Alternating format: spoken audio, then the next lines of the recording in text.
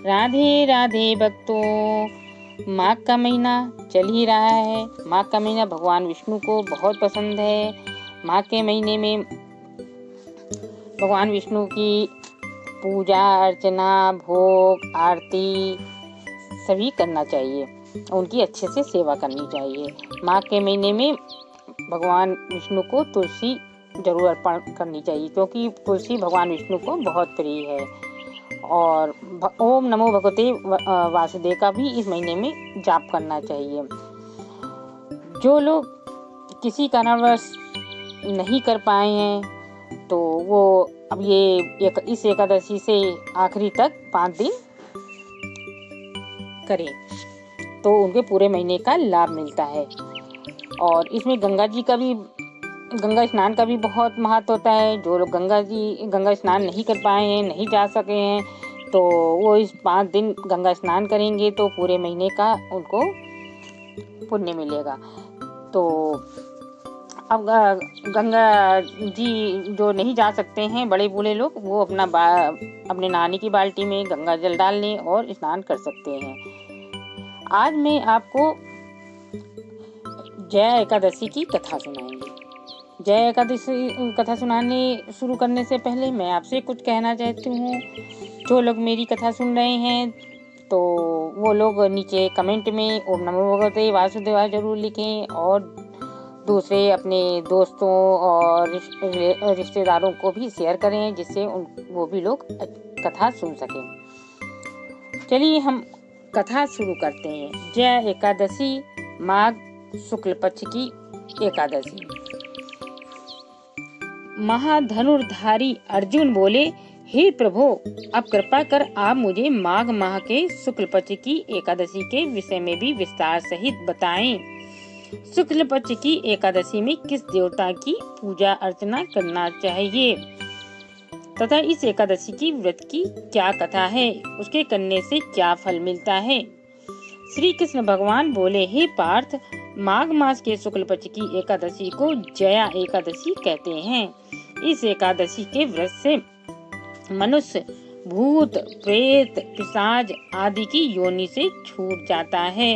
अतः इस एकादशी के व्रत को विधि पूर्वक करना चाहिए। अब मैं तुम्हें जया एकादशी के व्रत की महिमा सुनाता हूँ। ध्यान पूर्वक सुनो। एक समय देवराज इंद्र नंदवन में विहार कर रहे थे। चारों ओर उत्सव का सा माहौल था। गांधर्व गायन कर रहे थे और गंधर्व कन्याएं नृत्य प्रस्तुत कर रही थीं। वहीं पुष्पवती नामक गंधर्व कन्या ने माल्यवान नामक गंधर्व को देखा। उस पर मोहित होकर अपने हाव भाव से उसे रिझाने का प्रयास करने लगी। माल्यवान भी उस पर मोहित होकर अपने गायन का सुरताल भूल गया। इससे संगीत की लय टूट गई। संगीत का सारा आनंद बिगड़ गया। सभा में उपस्थित देवों को ये बहुत बुरा लगा। यह देखकर देवराज इंद्र भी कुपित हो गए। संगीत एक पवित्र साधना है। इस साधना को भ्रष्ट करना अपराध है। अतः इंद्र क्रोधित हो उठे और उन्होंने पुष्पवती तथा माल्यवान को शाप दे दिया। संगीत की साधना को अपवित्र करने वाले माल्यवान और पुष्पवती, तुमने देवी सरस्वती का अपमान किया है, अतः तुम्हें मृत्यु लोक में जाना होगा। गुरुजनों की सभा में अनसंयम और लज्जाजनक प्रदर्शन करके तुमने गुरुजनों का भी अपमान किया है। इसलिए इंद्रलोक के निवास के बदले अब तुम अधम पिशाच अनसंयमी का सा जीवन बिताओगे। इंद्र का शाप सुनकर वे अत्यंत दुखी हुए और हिमालय पर पिशाच बनकर दुखपूर्वक जीवन व्यतीत करने लगे। उन्हें गंध, रस, स्पर्श आदि का कुछ ज्ञान नहीं था। वहीं उन्हें असहनीय दुख सहने पड़ रहे थे। रात दिन में उन्हें एक क्षण भी निद्रा नहीं आती थी। उस स्थान पर अत्यंत सर्दी थी, जिसके कारण उनके रोम खड़े हो जाते थे, हाथ पैर सुन्न हो जाते थे, दांत किटकिटाने लगते थे। एक दिन पिशाच ने अपनी स्त्री से कहा, ना मालूम हमने पिछले जन्म में कौन से पाप किए हैं, जिससे हमें इतनी दुखदाई ये पिशाच योनि प्राप्त हुई है। पिशाच योनि से नरक के दुख सहना उत्तम है। इसी प्रकार अनेक विचारों के करते हुए अपना दिन व्यतीत करने लगे। दैवयोग से एक बार माघ मास के शुक्ल पक्ष की जया नामक एकादशी के दिन इन दोनों ने कुछ भी भोजन न किया और न कोई पाप कर्म ही किया। उस दिन केवल फल फूल खाकर दिन व्यतीत किया। महान दुख के साथ पीपल के वृक्ष के नीचे बैठ गए। उस दिन सूर्य नारायण अस्ताचल को जा रहे थे। वह रात्रि इन दोनों ने एक दूसरे से सटकर बड़ी कठिनता से काटी।